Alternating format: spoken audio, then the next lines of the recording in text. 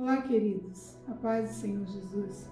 Estamos aqui para mais uma aula, para mais um estudo da nossa Escola Bíblica Dinâmica. Nesta hora, nós estaremos estudando a penúltima lição da revista Fundamentos, a lição de número 12. E nós, em breve, estaremos fazendo o encerramento dessa lição. Eu espero que você esteja acompanhando os estudos, porque eu tenho certeza que você tem sido edificado ou será edificado através das lições que têm sido ministradas aqui. Antes de nós começarmos, eu te convido para nós fazermos uma oração. Senhor, nosso Deus, nosso Pai, em nome de Jesus, entramos em Tua presença neste momento, com o nosso coração agradecido pelo privilégio de mais uma vez poder estar estudando a Tua Palavra. Te agradecemos pela Tua Palavra, te agradecemos pelo Espírito Santo que a tem aplicado em nossos corações. Que esta palavra, Senhor, seja muito bem recebida em cada lar, em cada casa e na vida de cada um que está nesta hora, Senhor, assistindo a essa aula. Nós oramos e pedimos que seja assim, em nome de Jesus. Bom, como eu falei para vocês, nós estaremos estudando a lição de número 12. E o tema da nossa lição, o título da nossa lição é a condenação eterna. Nós já vamos começar com a leitura do nosso versículo base da lição, que se encontra em Daniel 12:2. Diz o seguinte: e muitos dos que dormem no pó da terra ressuscitarão, uns para a vida eterna e outros para a vergonha e desprezo eterno. Esse versículo, ele nos traz uma revelação, ainda no Antigo Testamento, o profeta Daniel nos traz uma revelação de um futuro, de uma eternidade. E essa eternidade será vivenciada por todos nós. Só que, de acordo com o mesmo versículo, alguns viverão essa eternidade, terão uma vida eterna, uma vida com Deus. E outros viverão a eternidade com vergonha e desprezo. Então ele está deixando claro aqui que haverá um galardão para os justos, e uma punição e uma condenação para aqueles que são injustos, para aqueles que são ímpios. E hoje nós vamos tratar sobre, como eu costumo dizer, o outro lado da moeda. Nós vamos tratar da condenação eterna para aqueles que não têm Jesus nos seus corações, para aqueles que não amam ao Senhor Jesus. Nós podemos trocar a expressão condenação eterna, que vem como título da nossa lição, pela palavra inferno. Então nós vamos, em alguns momentos aqui na nossa lição, nós vamos usar a expressão condenação, em alguns momentos nós estaremos usando a palavra inferno, sempre associando a mesma coisa, que é uma eternidade sem Deus, uma eternidade de sofrimento. Bom, a palavra inferno é uma palavra que é até bastante comentada na igreja, nos meios seculares. Existem muitas especulações, alguns dizem algumas coisas, outros discordam. Existem muitas discussões sobre o assunto. Nos meios religiosos, existem muitas discussões sobre o assunto. Mas o inferno é um assunto muito sério. A gente não pode tratar desse assunto de qualquer maneira, porque envolve o futuro de pessoas, envolve o destino de pessoas. Nós não podemos basear o nosso estudo em opiniões pessoais, em achismos. Nós não podemos basear em tradições religiosas, o que a religião X ou o que a religião Y fala sobre isso. Também não podemos basear o nosso estudo em experiências pessoais ou experiências sobrenaturais que algumas pessoas dizem ter, como sonhos, algumas dizem que já fizeram visita ao inferno, mas nós não podemos basear o nosso estudo nesses pontos. Nós vamos basear o nosso estudo na Bíblia, na Palavra de Deus. Nós, cristãos evangélicos, entendemos que a Bíblia é a Palavra de Deus. desde o primeiro versículo de Gênesis, que é o primeiro livro da Bíblia, até o 21º versículo do capítulo 22 de Apocalipse, que é o último. Nós entendemos que ela é a palavra de Deus. Então nós vamos tratar desse assunto com uma visão puramente bíblica. Nada externo vai interferir no nosso estudo. Nós vamos ver o que o nosso Deus deixou registrado para nós na sua palavra sobre o tema inferno. Muito bem, no Antigo Testamento, a gente vai ver muitas referências e citações à salvação e condenação, mas não existe nenhum texto que seja específico ou que fale especificamente sobre o inferno. Nós vamos encontrar no Antigo Testamento uma palavra Sheol. A palavra Sheol é uma palavra hebraica que significa morte, sepultura, abismo, destino dos mortos. Dependendo do contexto, ela pode ter todos esses significados. Mas essa palavra não significa inferno. Nós vamos encontrar no Novo Testamento a palavra grega Hades, que também significa mundo dos mortos ou lugar onde os mortos aguardam o julgamento. Mas Hades também não é o inferno. Jesus foi quem mais falou sobre o inferno. Por que será que Jesus falou tanto e fez tanta questão de enfatizar a existência do inferno? Ele falou dos seus ensinamentos, ele usou parábolas para explicar, como a parábola do joio e do trigo, como a parábola da rede, a parábola das 10 virgens, que é uma parábola muito conhecida no meio cristão evangélico. Por que será que Jesus fez tanta questão de falar tanto sobre o inferno? Nós vamos discorrer esse estudo e vamos entender o porquê tanta ênfase em nos avisar e nos mostrar a realidade do inferno. Bom, as palavras utilizadas para se referir ao inferno são Geena. Geena era um lugar que ficava fora de Jerusalém e onde se queimava o lixo da cidade. Antes disso, fazia-se ali muitos sacrifícios pagãos a divindades, inclusive sacrifícios humanos. Crianças eram sacrificadas ali.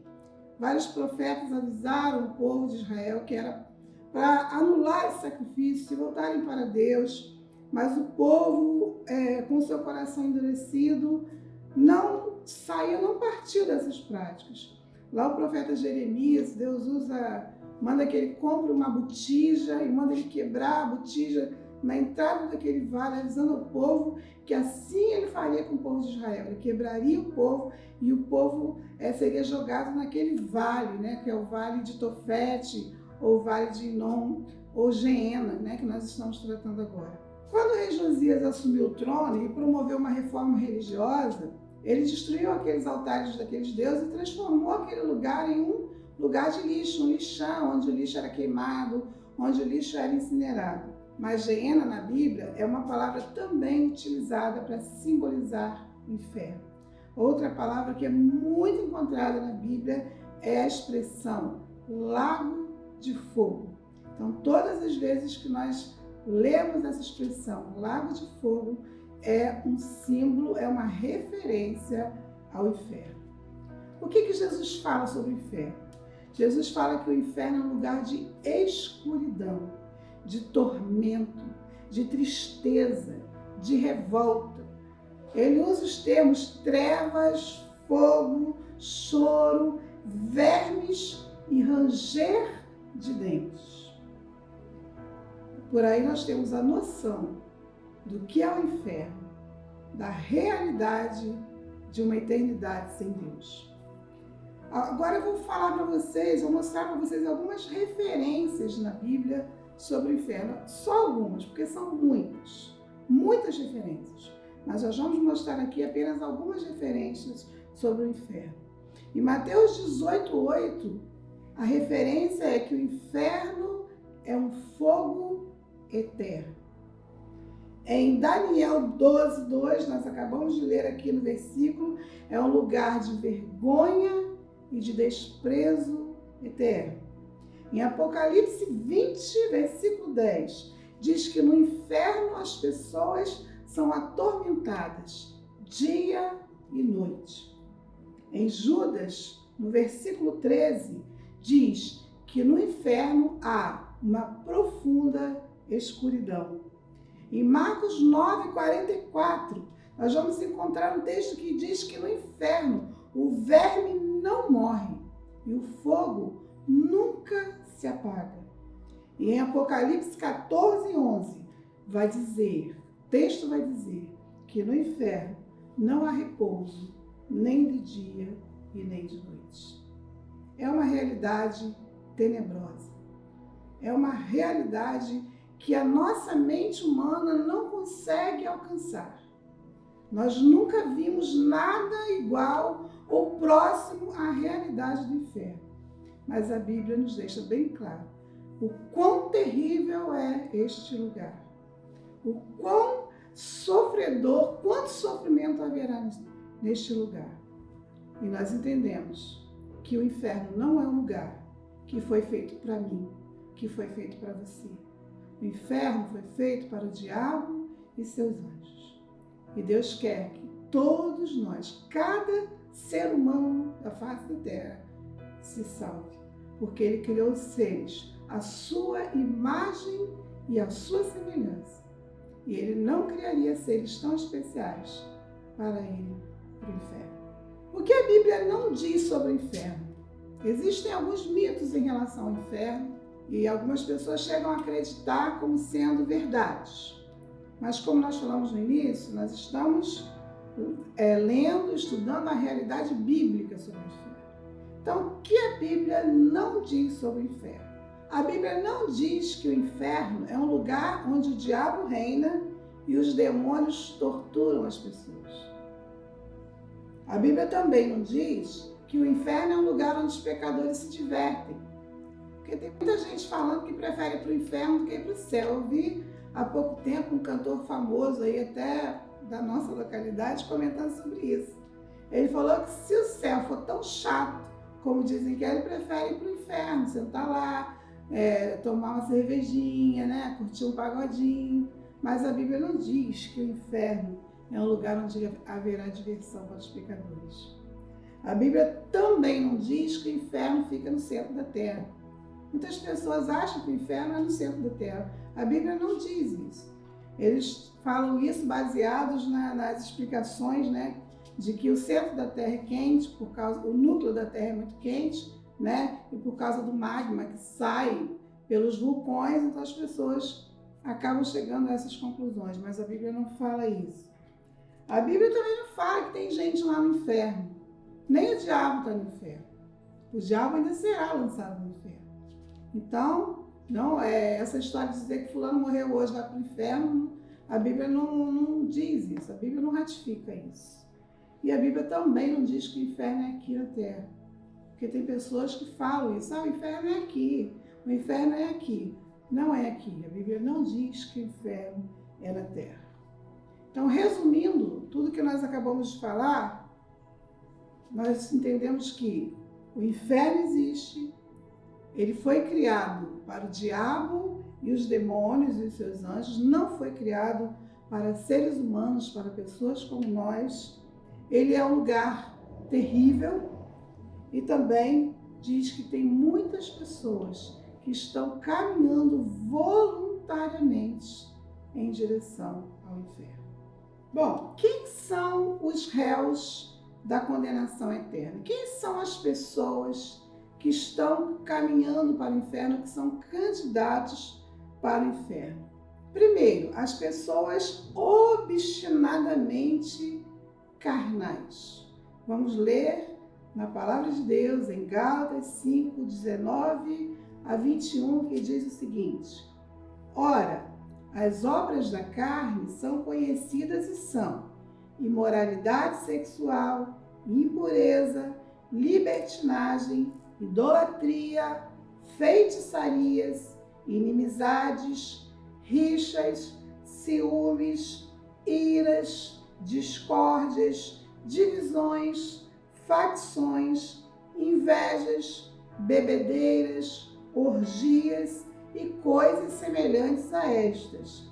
Declaro a vocês, antes já os preveni, que os que praticam tais coisas não herdarão o reino de Deus. Essas pessoas obstinadamente carnais são pessoas que praticam essas obras que a Bíblia acabou de relatar agora e outras semelhantes. São pessoas que são inflexíveis às coisas espirituais.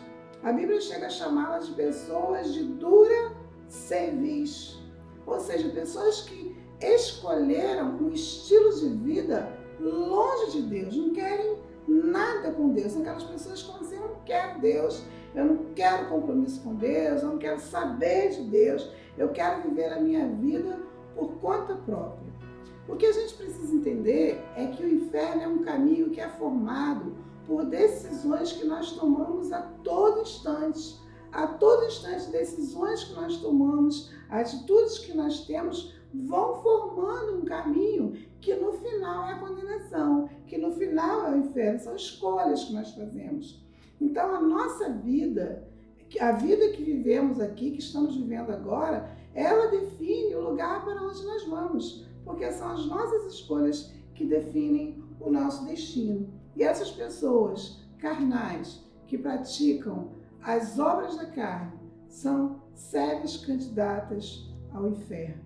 Número 2, as pessoas que se esquecem de Deus. O livro dos Salmos, nós vamos no Salmo 9, versículo 17, diz assim: no inferno serão lançados os perversos, todas as nações que se esquecem de Deus. Esquecer aqui não é no sentido literal de ter um lapso de memória. Esquecer aqui significa desconsiderar, ignorar, dar as costas, não amar a Deus. Podem ser até boas pessoas, nem praticarem coisas ruins, mas se essas pessoas derem as costas para Deus, ignorarem a Deus, elas são candidatas ao inferno. Aí a gente vai ter muitas pessoas moralistas, né? Aquelas pessoas que gostam de viver de uma forma adequada, moralmente correta, muitas pessoas honestas, muitas pessoas benevolentes, pessoas que fazem o bem para outros, pessoas amáveis, mas se desconsiderar a Deus, se esquecer de Deus, se voltar as costas para Deus, são sérias candidatas ao inferno. Número 3, as pessoas que se fecham para o amor. Um dos textos mais lindos da Bíblia, que fala da maior expressão de amor, nós vamos encontrar no Evangelho de João, capítulo 3, versículo 16. Nós vamos ler até o 18. O texto diz o seguinte: porque Deus amou o mundo de tal maneira que deu o seu Filho unigênito, para que todo aquele que nele crê não pereça, mas tenha a vida eterna. Porque Deus enviou o seu Filho ao mundo, não para que condenasse o mundo, mas para que o mundo fosse salvo por ele. Quem nele crê não é condenado, mas o que não crê já está condenado, porque não crê no nome do unigênito de Deus.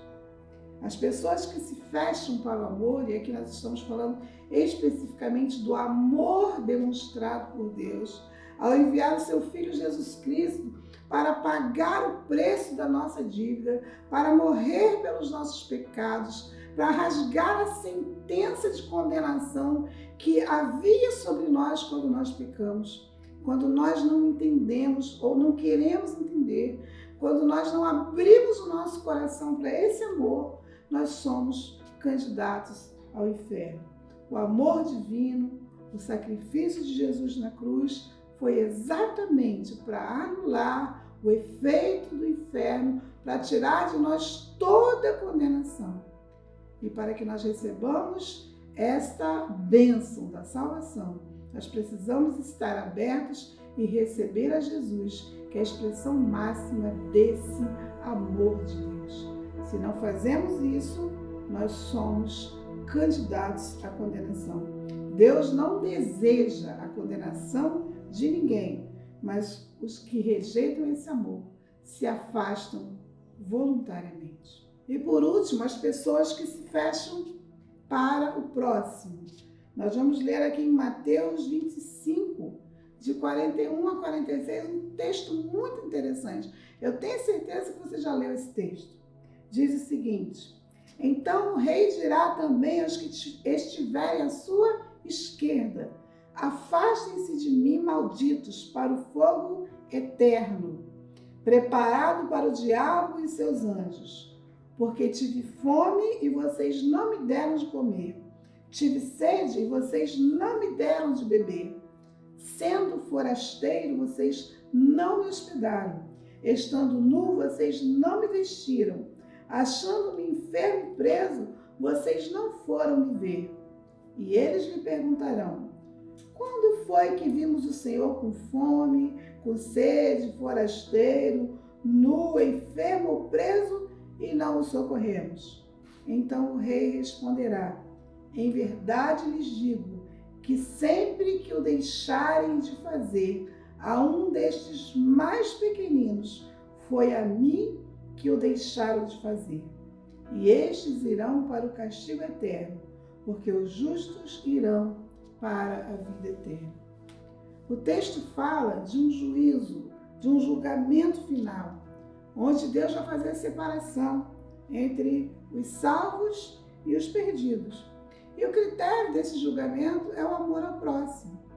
O critério que Jesus usa para separar, nesse texto está claro, é o amor ao próximo, é a forma como nós lidamos com o nosso semelhante, com o nosso próximo, principalmente com as pessoas que precisam de nós. Às vezes nós ignoramos as situações das pessoas, às vezes nós podemos ajudar e não ajudamos, às vezes nós oprimimos ou as pessoas são oprimidas, né? São provocadas, o sofrimento é imposto por vários motivos. E nós vemos hoje em dia que isso é muito comum na nossa sociedade, as pessoas mais humildes, digamos assim, humildes em termos materiais, elas são desprezadas, elas são humilhadas, têm os seus direitos tolhidos, né? Até os poucos direitos que elas têm, esses direitos lhes são tirados. Mas o Senhor é muito claro nessa passagem. Nós precisamos ajudar as pessoas, ajudar os nossos semelhantes, porque assim como nós somos a imagem e semelhança de Deus, todos os seres humanos, todos eles, sem exceção, foram criados à imagem e semelhança de Deus. Quais as condições que as pessoas que forem condenadas vão encontrar lá no inferno? Que condições serão experimentadas na condenação? A condição de privação. Mateus 22, 13. Então o rei ordenou aos serventes: amai os pés e as mãos deles, e atirem-no para fora nas trevas, e ali haverá choro e ranger de dentes. Então, a condição de privação. As pessoas que estiverem no inferno serão privadas. Mas privadas de quê? Privadas da glória de Deus. Não existe privação maior que o ser humano possa experimentar do que a privação da presença e da glória de Deus. Mesmo aquelas pessoas que hoje em dia fazem a opção de não caminhar com Deus, de ignorar a Deus, elas ainda têm em si um reflexo da glória, um reflexo da presença do Senhor. Mas lá no inferno, essa é uma condição que não vai acontecer. Não haverá a menor possibilidade de ter qualquer resquício da glória de Deus. Não haverá privação da luz, da glória de Deus. É o que nós chamamos de morte eterna. Morte eterna é quando você vive uma vida separada de Deus eternamente. Essa é uma condição de privação. A segunda condição é a condição de dor. E nós já estamos falando especificamente de uma dor física. Nós estamos falando de uma dor que nós ainda não conhecemos, de uma dor eterna. Mateus 13, 49 e 50 diz o seguinte: assim será no fim dos tempos. Os anjos sairão, separarão os maus dentre os justos e os lançarão na fornalha acesa. Ali haverá choro e ranger de dentes. Essa expressão Ranger de dentes é uma expressão muito forte para uma dor muito intensa, para uma dor insuportável. Então, no inferno, a segunda condição é uma condição de dor. As pessoas vão desejar morrer, mas elas não irão morrer. Elas ficarão naquela condição eternamente, com uma dor que não se pode calcular. A dor pela vergonha de estar naquele lugar, a dor pelo desprezo de estar naquele lugar, a dor de ter ouvido a palavra de Deus e não ter dado atenção, a dor de pensar que podia estar em um outro lugar, uma dor que não vai passar. E a terceira condição para aqueles que vão estar no inferno é a condição de humilhação. Daniel 12, 2, o versículo que nós lemos no começo diz: e muitos dos que dormem no pó da terra ressuscitarão, uns para a vida e outros para a vergonha e desprezo eterno. Então haverá vergonha, haverá desprezo eternamente. Ninguém gosta de passar vergonha. Ninguém gosta de ser desprezado. Às vezes a gente até passa por alguma situação assim aqui na nossa vida terrena, mas nada se compara à humilhação, à vergonha que haverá para aqueles que estiverem no inferno. O profeta Isaías, no capítulo 53, ele faz uma descrição do sofrimento de Jesus. Ele profetiza o sofrimento de Jesus Cristo. E lá no versículo 4, nós vamos encontrar o seguinte: certamente ele tomou sobre si as nossas enfermidades e as nossas dores levou sobre si. E nós o considerávamos como aflito, ferido de Deus e oprimido. Versículo 5. Mas ele foi traspassado por causa das nossas transgressões e esmagado por causa das nossas iniquidades. O castigo que nos traz a paz estava sobre ele, e pelas suas pisaduras fomos sarados. Versículo 7. Ele foi oprimido e humilhado, mas não abriu a boca. Como cordeiro foi levado ao matadouro, e como ovelha muda diante dos seus tosqueadores, ele não abriu a sua boca. Versículos 10 e 11. Todavia ao Senhor agradou esmagá-lo, fazendo sofrer. Quando ele der a sua alma como oferta pelo pecado, verá a posteridade e prolongará os seus dias, e a vontade do Senhor prosperará nas suas mãos. Ele verá o fruto do trabalho de sua alma e ficará satisfeito. O meu servo, o justo, com o seu conhecimento, justificará muitos, porque as iniquidades deles levará sobre si. Eu não sei se você conseguiu perceber o sofrimento de Jesus. Jesus foi privado de muita coisa ao sofrer por nós. Ele foi privado do seu estado de divindade, da sua realeza. Ele foi privado do benefício da adoração. Ele foi privado, inclusive, da presença do Pai quando ele estava na cruz. A dor que ele sentiu ali na cruz não foi apenas a dor física por causa das surras, do espancamento ou da coroa que ele levou na sua cabeça. Foi uma dor moral, foi uma dor espiritual. E a humilhação que ele passou, toda a humilhação por nunca ter pecado e estar carregando aquela quantidade de pecado sobre si, é exatamente para evitar que eu e você passemos por essa situação lá no inferno.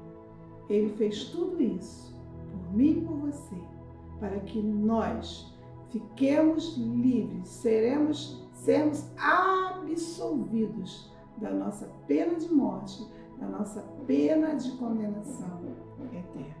Bom, diante dessa realidade do inferno, diante de tudo que nós já vimos até aqui, qual deve ser a nossa atitude como cristãos diante de toda essa realidade que foi colocada aqui?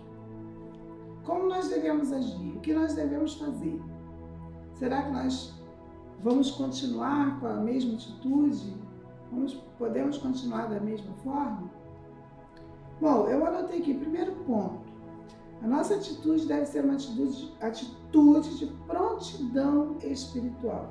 O apóstolo Paulo escreve em 1 Tessalonicenses, capítulo 5, de 8 a 11, o seguinte texto: Nós, porém, que somos do dia, sejamos sóbrios, revestindo-nos da couraça da fé e do amor, e tomando como capacete a esperança da salvação.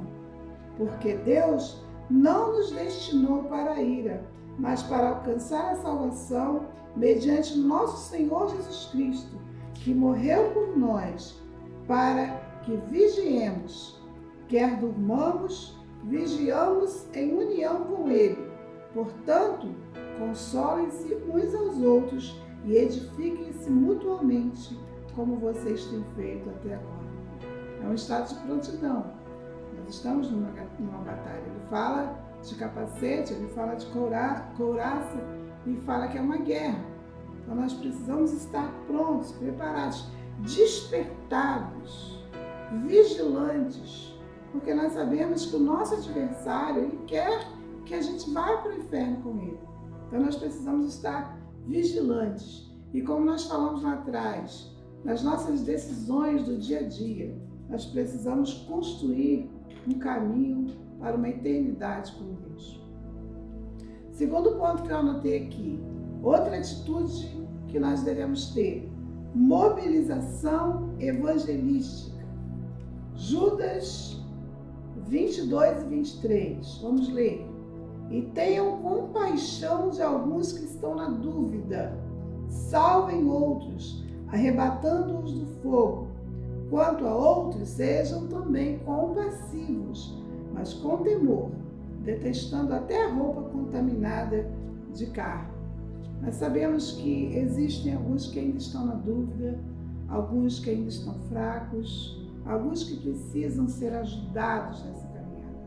Então, o conselho do apóstolo Judas é que nós despertemos essas pessoas para a realidade espiritual que está à nossa frente e que nós também busquemos aqueles que não conhecem Cristo, que não ouviram a palavra, que nós conduzamos essas pessoas até Cristo, que nós levemos o Evangelho até elas, que nós mostremos a palavra, a realidade da palavra a essas pessoas, para que elas sejam salvas, do fogo, como foi dito anteriormente. E a terceira atitude cristã que nós devemos ter, nós precisamos ser radicais. É a radicalidade evangélica. A radicalidade com o pecado, com aquilo que pode contaminar a nossa salvação. Lá em Mateus 5, 29, tem um texto também que eu acredito que é muito conhecido, que diz o seguinte: Jesus falando: se o teu olho direito leva você a tropeçar, arranque-o e jogue-o fora, pois é preferível você perder uma parte do seu corpo do que ter o corpo inteiro lançado no inferno. É claro que isso não é literal, É claro que isso não é, a gente não está incentivando nenhum tipo de extremismo. Isso aqui é um conselho espiritual. Se tem alguma coisa que está nos levando a pecar, vamos eliminar o foco, vamos eliminar aquilo que nos está atraindo para o pecado. Vamos ser radicais em relação ao pecado, romper com toda e qualquer fonte de tentação. Vamos procurar viver aqui na terra uma vida compatível com a cidadania celestial. Então, que essas três atitudes façam parte da nossa vida: a prontidão espiritual, a mobilização evangelística e a radicalidade evangélica.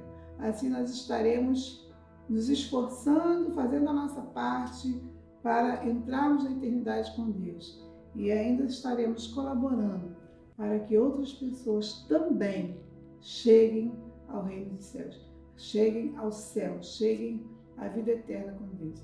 Imagina você chegar lá no céu, encontrar alguém, essa pessoa vir à sua direção, olhar para você, te dar um abraço e dizer: eu estou aqui porque você me mostrou o caminho do céu. Eu estou aqui por sua causa. Você me ensinou o caminho do céu. como vai ser gratificante, além de todas as maravilhas que nós experimentaremos lá do céu. Essa vai ser mais uma das maravilhas, quando nós virmos aquelas pessoas que nós ajudamos, que nós orientamos, que nós mostramos o caminho da eternidade com Deus. Bom, como nós falamos no início dessa lição, nós temos duas realidades. São duas realidades eternas.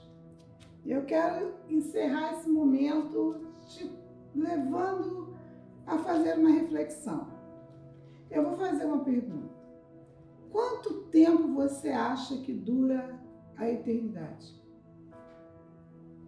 Você consegue contabilizar em dias, em horas, em anos, ou em segundos, em meses? A mente humana consegue contabilizar quanto tempo dura a eternidade? Mas eu vou te contar uma história.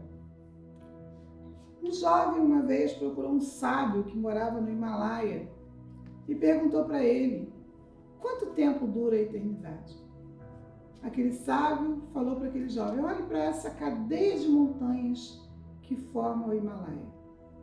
Imagine você que a cada 1000 anos um pássaro venha com seu bico e dê 3 esfregadas no topo de uma dessas montanhas.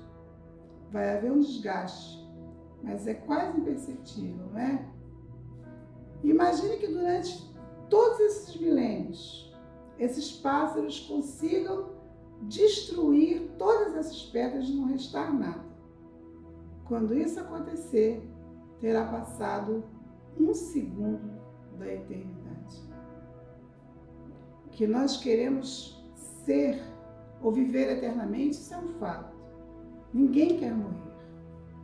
Mas a eternidade só fará sentido se ela for vivida com Deus. Só Deus dá sentido à eternidade.